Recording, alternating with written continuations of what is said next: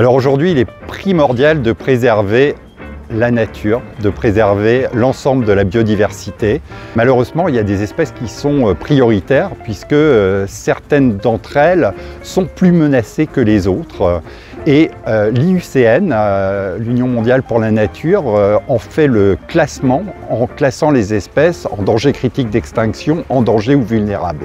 Et donc aujourd'hui, vous avez 24% des espèces de mammifères qui sont classées dans ces trois catégories et 12% des espèces d'oiseaux. Donc nous, dans les parcs zoologiques, c'est les espèces qu'on souhaite préserver en priorité.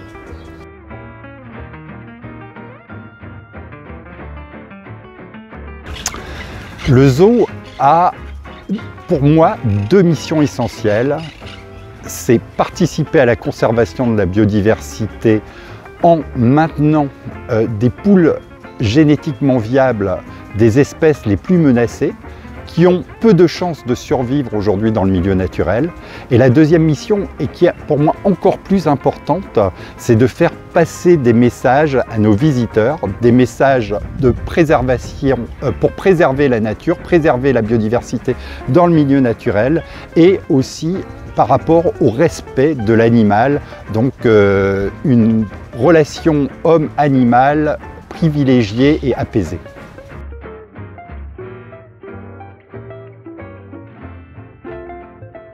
La ménagerie, c'est un lieu très particulier. Déjà, c'est un zoo du Muséum national d'histoire naturelle. La ménagerie est également l'un des plus anciens zoos du monde puisqu'elle a été fondée en 1774. Donc c'est un zoo qui a plus de 220 ans d'histoire. Et quand on visite la ménagerie, on est plongé au cœur justement de cette histoire. Alors la ménagerie, c'est également un zoo aujourd'hui où on privilégie la présentation d'espèces de petite et de moyenne taille parce qu'on est un petit zoo au cœur de Paris, 5 hectares. On est un lieu un petit peu magique également par son histoire, mais également par sa végétation, puisqu'on est dans un espèce d'écrin de verdure. Il y a 400 grands arbres qui peuplent la ménagerie, en plus des animaux. Et on y présente des animaux menacés d'extinction, pas simplement de petite et de moyenne taille, mais on privilégie les espèces qui font partie de programmes d'élevage européens. C'est-à-dire que les zoos collaborent pour préserver des espèces, les espèces les plus menacées. On essaye de s'échanger des animaux dans le cadre de programmes d'élevage. Il y a 400 programmes d'élevage en tout et chaque programme concerne une espèce menacée.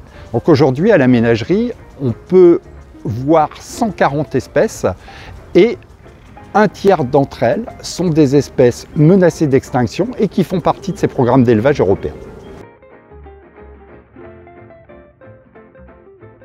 Pour moi, le zoo de demain, il a trois grandes fonctions. Déjà, de montrer des animaux au public et d'essayer de toucher par le canal de la sensibilité l'empathie et d'essayer donc de diffuser un message pour la préservation de l'environnement, pour la préservation de la nature, pour le maintien de la biodiversité. Donc une grande mission, cette mission d'éducation. Le zoo de demain, c'est aussi un zoo où on va préserver essentiellement des espèces menacées dans le cadre de programmes d'élevage destinés à conserver le patrimoine génétique de ces espèces en espérant qu'un jour on puisse les réintroduire dans le milieu naturel.